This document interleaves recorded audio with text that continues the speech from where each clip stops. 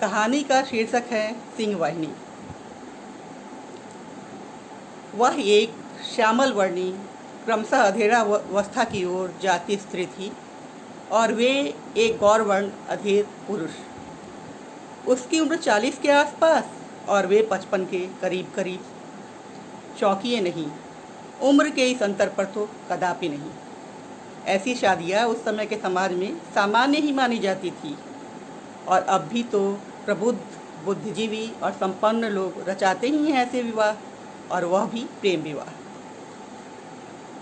वह समय उसके 1-1.5 दशक पहले का था, जब हिंदी सिनेमा के सुपरस्टार कहे जाने वाले अभिनेता की फिल्में धड़ाधड़ फ्लॉप हुई जा रही थी, या कि वह समय जब स्मिता पाटिल और सवाना आजमी जैसी सशक्त अभिनेत्रियां भी कला फिल्मों का रुख छोड़ व्यावसायिक फिल्मों में पराश्रित और सताई हुई स्त्रियों का किरदार करने को तैयार हो चुकी थी, और फिर उसके बाद क्रमशः अपने जीवन में भी विवाहित पुरुषों की दूसरी पत्नी बनने को।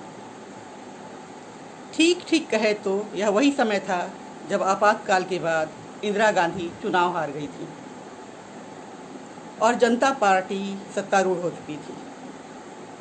खैर छोड़िए अब समय की बात, उसके बारे में तो थोड़ा बहुत बूझ ही चुके होंगे आप।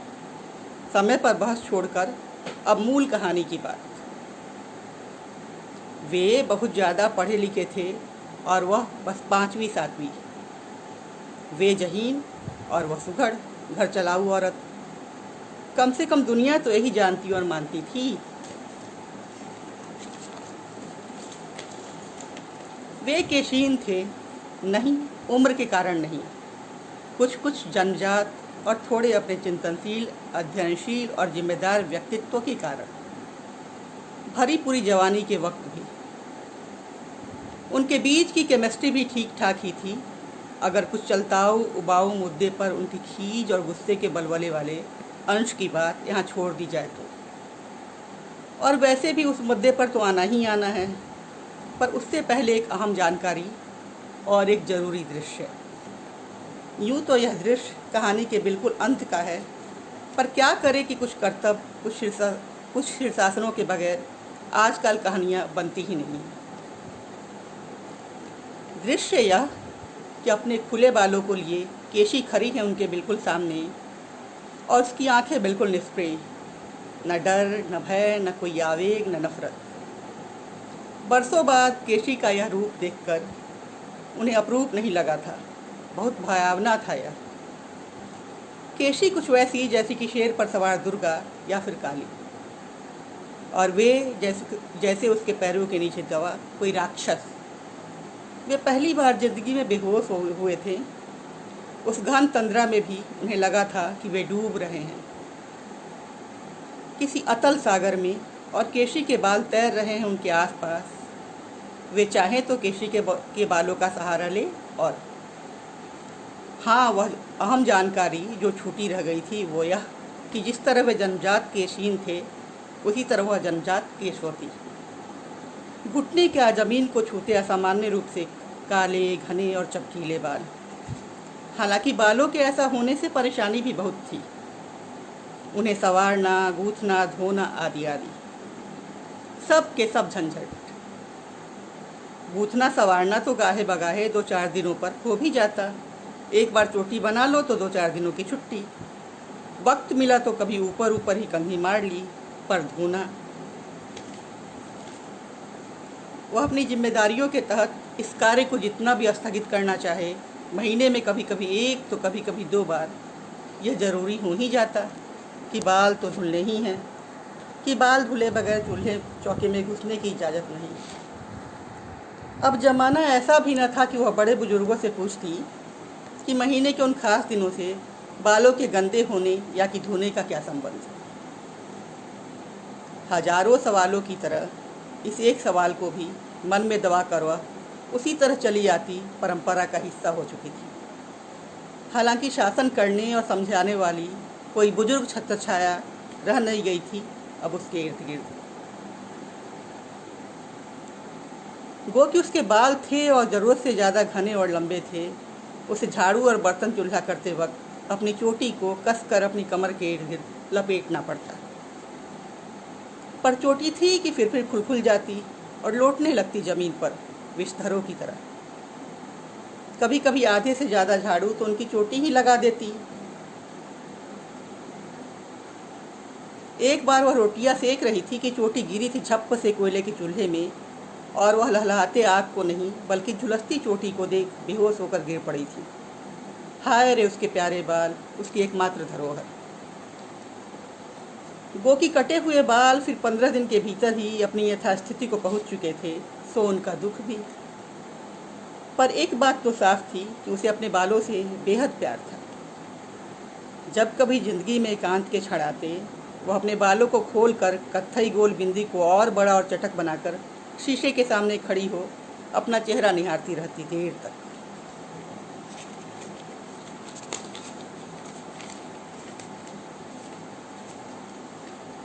हालांकि ऐसे क्षण जिंदगी में आते बहुत कम थे, पर कम होना नहीं होना तो नहीं होता ना, और उसे इस बात की खुशी थी। कभी कभार जब उसकी बेटियां स्कूल गई होती और जाड़े के ऐन दिनों में भी बाल धोना बहुत ही ज़रूरी हो जाता, वह बाल धोकर छत पर बैठ जाती दरी बिछाकर। बाल दरी पर पड़े पड़े सूखते रहते और वह तहाती रहती स्मृतियों को। यही एकमात्र वक्त होता उसका अपना, और उसे अब भी लगता कि दूर कहीं बहुत दूर एक जोड़ी आंखें उसे निर्निमेष देख रही हैं। पर वह अपने उस वहम को सही करती। उस समय से समय काफ़ी आगे निकल आया है। अब वह कहाँ, बेटियां जाती हैं स्कूल, और वह छठी के बाद स्कूल जाना बिल्कुल बंद, यूँ कहे कि बड़ी की शादी के बाद से ही। हालांकि बड़ी की शादी के कई बरस बाद हुआ था उसका ब्याह। वह जिद करती, रोती। बड़ी तो शादी तक स्कूल गई थी, पर वही क्यों, जब तक शादी नहीं होती तब तक तो पापा पिघलते, पर माँ, और अंततः जीत तो माँ के हट की ही होनी थी। माँ की जिद। पापा ने पहले होल टाइमरी छोड़ी, फिर पार्टी की सदस्यता, फिर बने प्राइमरी स्कूल के टीचर। माँ की जिद से घर में देवी देवताओं के नित्य प्रति चलने वाले अनुष्ठान, माँ की ही वजह से 7 बेटियों के बाद आने वाला उसका इकलौता छोटा भाई। माँ का ही कहना, लड़कियाँ ज़्यादा पढ़ लिख गई तो उनकी पढ़ाई और उम्र के अनुरूप वर्क खोजने में दिक्कत। उसे पढ़ना अच्छा लगता और खूब लगता। कविताएं और अपनी तो क्या, बहनों की किताबों से भी डट जाती, अखबारों पत्रिकाओं से भी। क्लास में भी अव्वल तो नहीं पर सेकेंड जरूर आती रही, अपने जी तोड़ प्रयास के बावजूद। उसे लगता और हमेशा लगता कि द्वितीय होना शायद उसकी किस्मत है। भाई बहनों के क्रम में, बड़ी से हर बात में की जाने वाली तुलना में, और स्कूल में भी।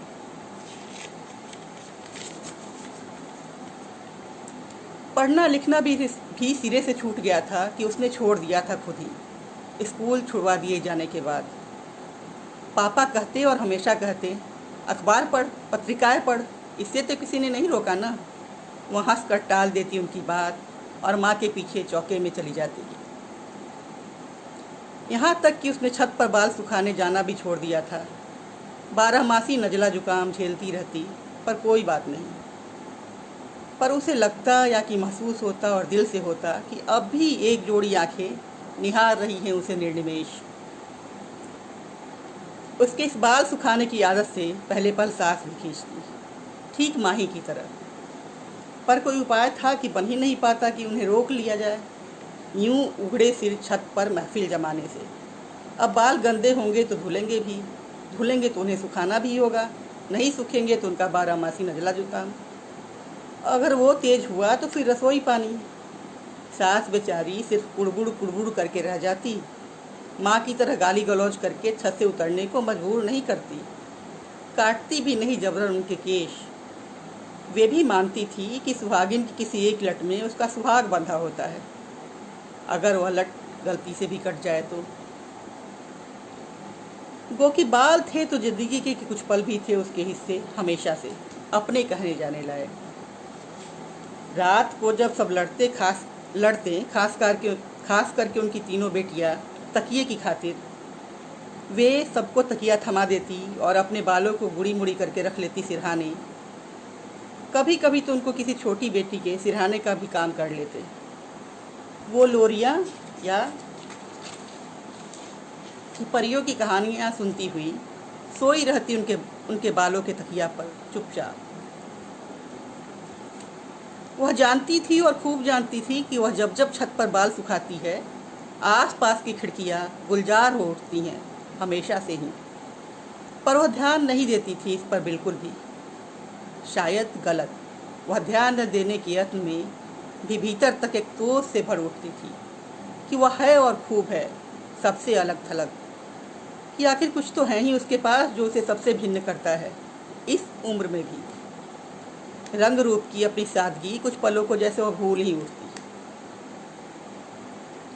माँ थी वो तो पहचानती थी उसकी नस नस। ऐसे ही कभी जब वह ऊपर से निष्प्रिय और भीतर से ऊँगी सी बैठी रहती, दर्शनार्थी और अभ्यर्थियों से मुंह मोड़े वे बालों से ही खींच कर उन्हें सीढ़ियाँ उतार लेती। सूख गए बाल कि मेरे प्राण सुखाने हैं, उतर नीचे, मेरी सांस टंगी रहती है। 8-8 बच्चों को संभालना और इनकी ये मटरगस्ती।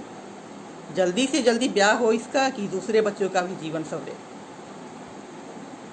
वह तब नहीं समझ पाती थी और अब भी कि दूसरों के जीवन को संवारे जाने के लिए उसका ब्याह 14 की उम्र में हो गया था और उससे बड़ी बहन का 16 की उम्र में। हालांकि कुछ कुछ समय और बहुत ज़्यादा परिवेश को ध्यान में रखते हुए यह कोई जल्दीबाजी भी न थी, पर केशी को लगता उसके साथ जाती हुई और खूब खूब हुई। बड़ी बहुत सुंदर थी, नयन नक्श, कद काठी, सब तरह से सुंदर। उस जमाने में भी पिता ने बड़ी के लायक बर खोजने में दिन रात एक कर दिया था। बहनोई भी सुंदर सजीले थे, ऊपर से उस जमाने के इंजीनियर। बस बाल थे बड़ी के पूरे पतले और लगभग कंधे से ही थोड़े ही नीचे तक। अब नहीं थे तो नहीं थे, इसमें केशी क्या कर सकती थी, या कि कोई दूसरा। लड़के वाले जब बड़ी को देखने आते और उन्हें देखकर प्रसन्न होते कि तभी केसी प्रकट हो जाती वहाँ किसी न किसी बहाने, अपने रीठा आंवला से साफ किए हुए खुले केशों या कि नागिन से चुटिया लिए, चाय पर पानी परोसने के बहाने। उसके पहुँचते ही बड़ी को देखकर गदगद होते हुए लोग कोई दूसरे से होने लगते। उसके बालों की स्याही बड़ी, माँ, बाबूजी सबके चेहरे पर जैसे पुत सी जाती, और आगंतुकों की खुशी पर भी। सब कुछ तो ठीक है, पर बाल देखो तो छोटी बहन का चेहरा कैसा निखरा निखरा दिखता है। बड़ी और बुझती जाती है सब सुनकर। उसके ब्याह के 16वें में होने की शायद एक वजह यह भी हो। बड़ी को देखने जब बहनोई आ रहे थे, माँ ने उसे एक दिन बड़े प्यार से बुलाया था। कैसे केश खोले घूमती रहती है दिन भर, बाल उलझ उलझ कर टूटते जा रहे हैं सारे, आ तेल लगाकर चुटिया बना दूँ। माँ के इस लाड़ पर वारी वारी वह बैठ गई थी चुटिया बनवाने, पर चोटी बनवाने की आड़ में जो कुछ हुआ था वह बिल्कुल अप्रत्याशित था। उसके केश एक झटके में बस उतने ही लंबे रह गए थे जितने की बड़ी के। माँ के वश में जो कुछ भी था उन्होंने कर दिखाया था, पर चाह कर भी वे उसके बालों का स्याहपन और घनापन नहीं कम कर सकी थी। कैसी छटपटाई थी बेतरह, जिस तरह वे काले नाग अपना तन मन धन खोने से पहले।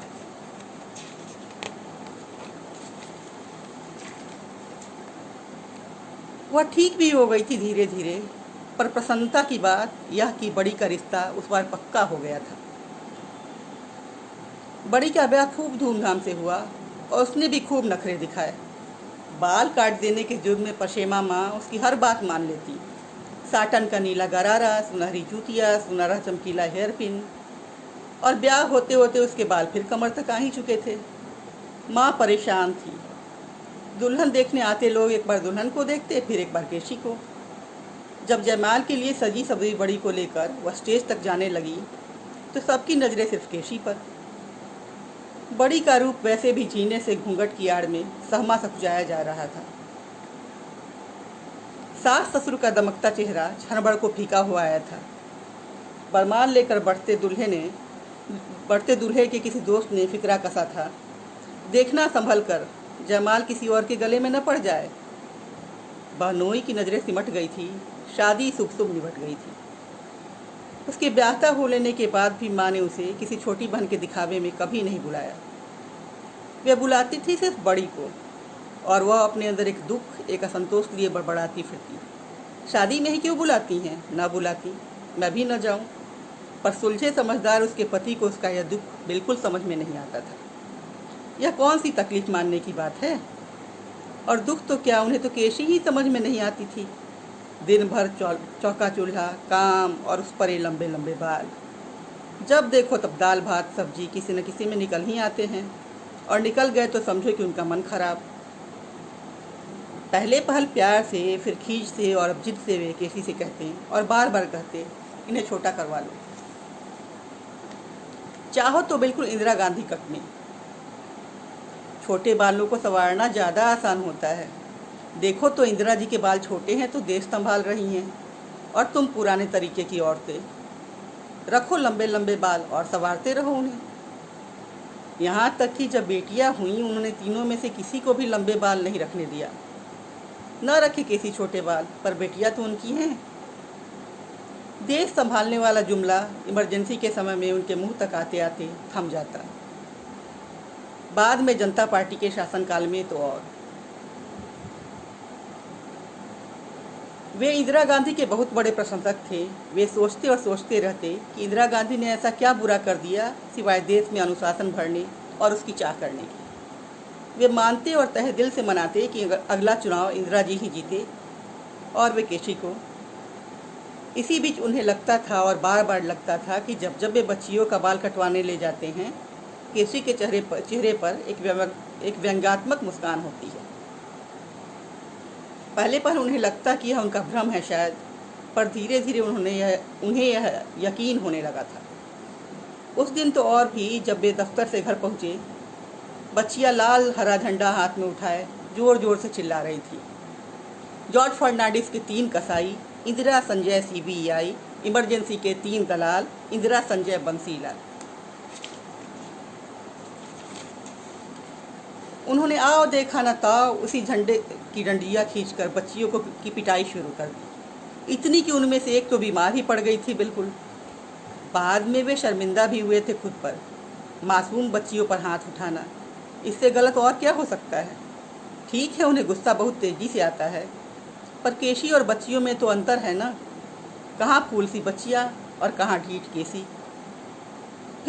फिर उन्हें बच्चियों को एक दिन कर्फ्यू ऑर्डर खेलते देखकर लगा था, बच्चों के लिए तो हर चीज़ खेल। दिन भर नारा लगाते लोग घूमते रहते हैं गली मोहल्ले में, उन्हीं से सीख लिया होगा।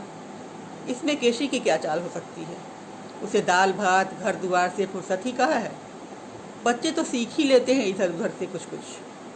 फिर उस दिन वे बच्चियों को स्कूल के सालाना जलसे में कविता पाठ के लिए कविता रटवाने बैठे थे। अब इस अनपढ़ केसी को इन बातों की क्या चिंता?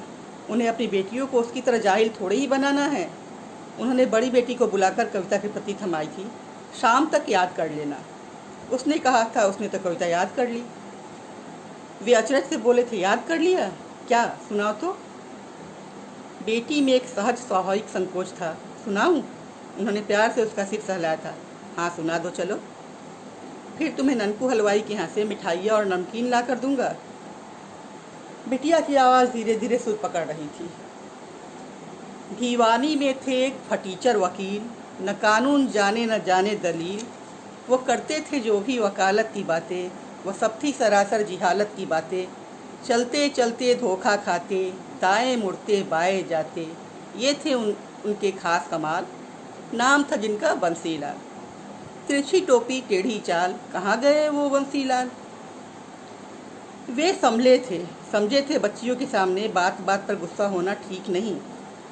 चलो खत्म हुई कविता। वे बच्चियों को कोई अच्छी सी कविता याद करा देंगे कि मजली शुरू हो गई थी सस्वर। किसी देश में थी एक रानी, बड़ी चतुर थी बड़ी सयानी। उसका छोटा राज दुलारा, बिगड़ गया था लाड़ का मारा। उनकी वक्र दृष्टि से डरकर मजली सहम गई थी। जरूर कुछ गलत हो गया, पर छुटकी ने रुके हुए स्वर को वहीं से थाम लिया था। कुछ नया कर दिखाने की चाह में, तारीफ बटोरने की चाह में। मजली बड़की के रोकने के बावजूद कि तू तो भाग भी नहीं ले रही। उन्होंने आव देखा न ताव उसी झंडे की डंडियाँ खींचकर बच्चों की पिटाई शुरू कर दी। इतनी कि उनमें से एक तो बीमार ही पड़ गई थी बिल्कुल।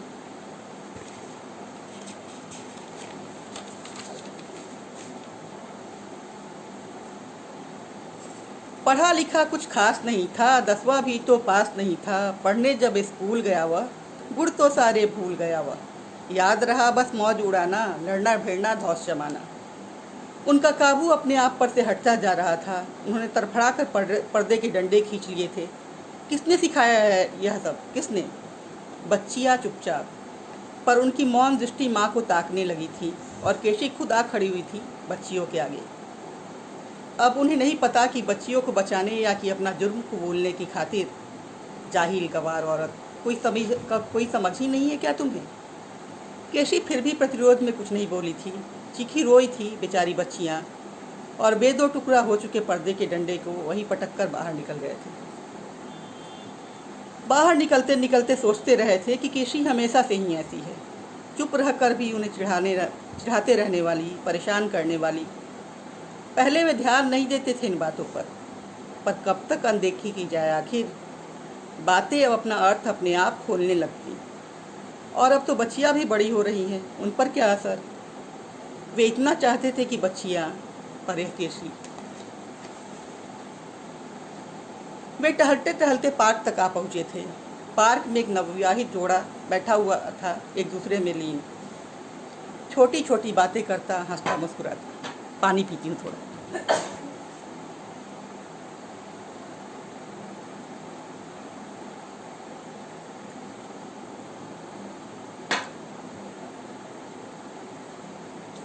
उन्हें याद आया कि विवाह के 20 वर्ष से ज़्यादा वर्षों में केशी कभी उनके साथ घूमने नहीं निकली।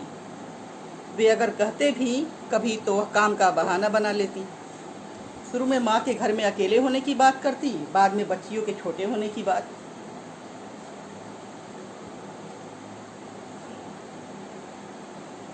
अरे उन्होंने तो कभी इस बात पर भी गुस्सा नहीं जताया कि केसी ने उन्हें 3-3 बेटियां ही दी। वो महिलाओं वाली सारी पत्रिकाएं खरीद कर रखते थे घर में। इन्हें पढ़कर ढंग से घर परिवार चलाना तो आ ही सकता है, और कोई भी काम छोटा कहाँ होता है। पर बाद में उन्हें लगने लगा था कि वे पत्रिकाएं अनपढ़ी ही पड़ी रहती हैं। फिर उन्होंने बंद कर दिया था उन्हें लेना। दिनमान धर्मी और अखबार उनके लिए आते थे, सो आते ही रहे। केशी से कहा सिलाई बुनाई ही सीखो, पर वो भी नहीं। केशी जीने के अपने ढब से खुश और संतुष्ट थी। उन्हें तो ऐसा ही लगता था, और उन्हें उनकी संतुष्टि से ही चिढ़ थी। वे जो कहे केसी के लिए वही मुश्किल। 12 बरस निकल गए थे उस रात के बाद। उनका दुख कमता नहीं था, और केशी थी कि बदलती ही नहीं थी। उन्होंने हमेशा चाहा था बीवी को बराबरी के दर्जे पर रखना, पर केशी को अगर नीचे ही रहना भाए तो वह क्या करें? शहर में बस जाने, माँ के गुजर जाने और बड़ी बेटी के होने के बाद उन्होंने बरसों से दबी हुई मन की एक इच्छा जताई थी, सलवार कमीज लाकर। उनकी आंखों में बसी थी उस जमाने की हीरोइनों नंदा और मुमताज़ की कसी कसी जांघें, गदराई छातियाँ और नितंब। उन्होंने सोचा था अगर केसी पहनेगी, चाय नहीं पीती उषा भी, अगर केसी पहनेगी इसे तो कहेंगी कि एक बार उनके स्टाइल में जूड़े वाली चोटी भी बना कर दिखाए। और केशी को इसके लिए नकली बालों के गुच्छों की भी ज़रूरत नहीं। केशी के बाल तो खुद ही। उन्हें केसी पर प्यार आ रहा था। ना सही गोरी चिट्टी, पर नक्श कितने तीखे हैं इसके, और उस पर उसके जानलेवा बाल। उन्हें पता था केशी के केसों की ताकत। वे इसीलिए चाहते थे कि केशी कस कर चोटियाँ बना कर रहे दिन भर। वे किसी के भी सामने बालों को खोल कर ना जा पहुँचे, इसीलिए वे तरह तरह के बहाने गढ़ते। फिर अगर केशी चोटी कर लेती तो उन नागिनों को देखकर भी मन मचलने लगता। वे सोचते अगर दिन रात देखने के बावजूद उन पर ये असर है तो फिर। वे डर कर तरह तरह से कहते केशी बाल छोटे करवा लो, पर सलवार कमीज में केसी की कल्पना करते हुए उन्हें उसके उन्हीं बालों पर गुमान हो आया था। केशी थी कि उन कपड़ों को लिए बुत बनी खड़ी थी। दो एक बार कहने के बाद वे झुंझलाए थे, जा नहीं पहनना तो मत पहन, मर ऐसे ही, जब ठीक से नहीं रहना है तो, और धकेल दिया था केसी को बिस्तर से। केसी फिर भी कुछ नहीं बोली थी। थोड़ी देर के इंतजार के बाद उठ खड़ी हुई थी, कंधों को सहलाती हुई। फिर उनके मुंह फेर लेने के बाद चुपचाप अपनी जगह पर लेट गई थी। उन्हें नहीं पता जागी की सोई। केसी ऐसे ही थी और हमेशा से थी। पहली रात को उन्हें देखकर न मुस्कुराई थी, न रोई थी, न उठी थी, न पाँव छुए थे, जड़ बनी बैठी रही थी। भाभीियों का दिया पान का बीड़ा उन्होंने ही दिया था उसे, पर वह उसे मुंह में डालने के बजाय हाथ में लिए रही थी उन क्षणों तक, जब तक उनकी हथेलियों का जोर उन हथेलियों को दबाए दबाए रखने में था। उन्हें लगा कुछ चुभा है उनकी हथेली को। उन्होंने झटके से उसकी मुट्ठी खोली थी। वही पान अब सूखा लिसलिसा। उनके मन में कुछ कसैला सा उगा, नहीं खाई तो कहीं रख दिया होता। उसके बाद तो सब कुछ जैसे चुपता चुपता ही सा। केसी के जूड़े के पिन, केसी के सितारों वाली साड़ी, केसी की कांच की चूड़ियाँ, केसी के पायल बिछिया, उनका मन कसैला कसैला हो गया था। यह माँ भी किसे पसंद कर लाई, न रंग न रूप, बस चुभन।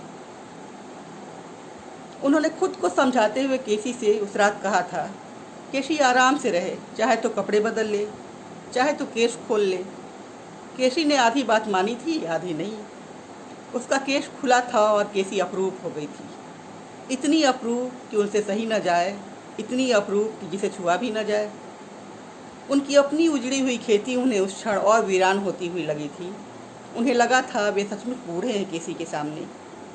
उन्होंने उस दिन पहली बार बहुत प्यार से कहा था उससे, इतने बाल, इन्हें संभालती कैसे हो, इन्हें लेकर काम धाम सब कैसे करोगी?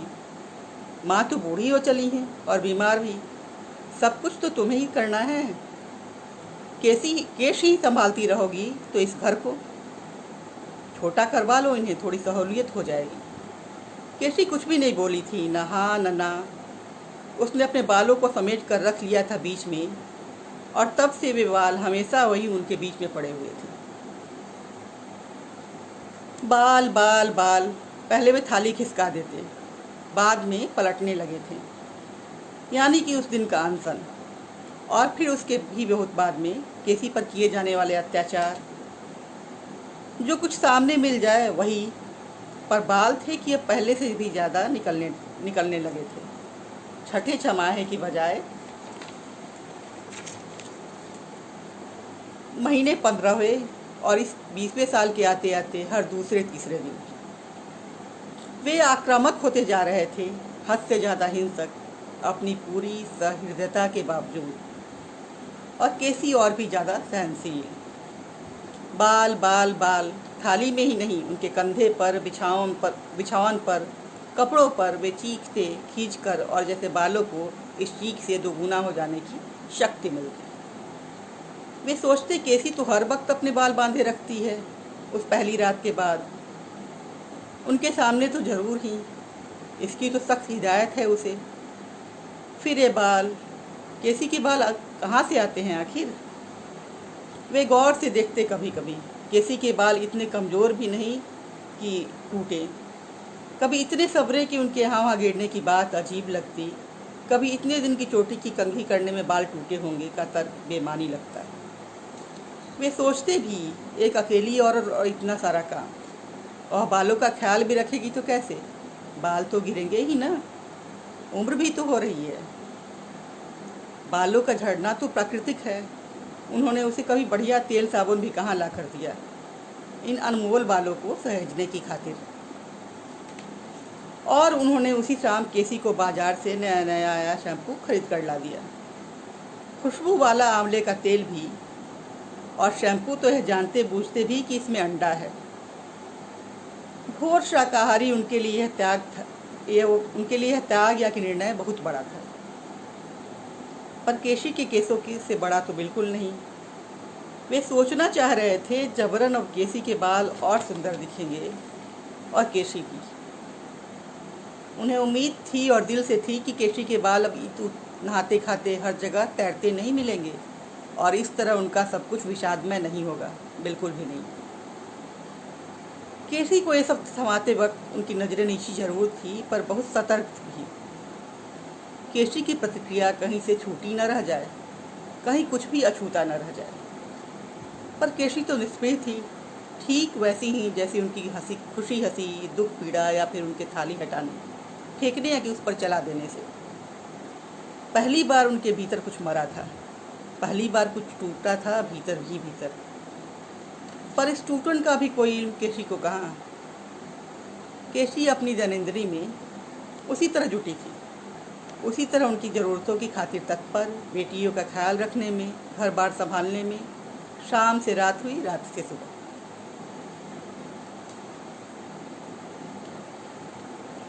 पह सुबह जब नींद टूटी, भीतर की टूटन से वे इतने बिखरे पड़े थे कि खुद को इतना भी न संभाल सके कि रोज़ की तरह उठकर दाढ़ी बनाएं, कपड़े पहने, खाएं और दफ्तर निकल जाए। वे लेट गए थे चुपचाप बीच बरामदे पड़ी उस पुरानी सी खाट पर। केसी ने फिर भी कुछ न कहा था, न पूछा, न प्रतिवाद किया। उन्होंने खुद ही कहा, तबीयत ठीक नहीं है, आज दफ्तर नहीं। केसी चुपचाप चली गई। नाश्ता दिया उन्होंने, अधखाया ही छोड़ दिया। बाद में उसे लेती गई, फल उन्होंने छुआ तक नहीं।